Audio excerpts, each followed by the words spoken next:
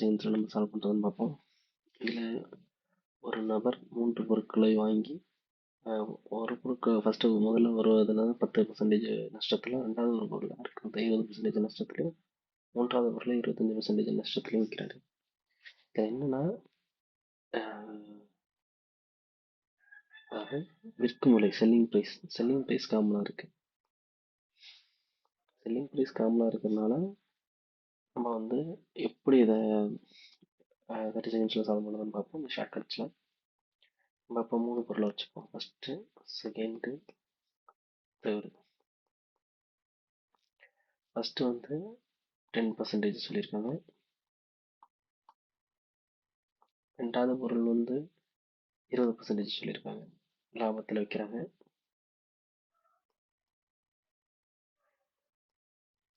மூணாவது பொருள் வந்து 25% நஷ்டத்தில் வைக்கிறாங்க.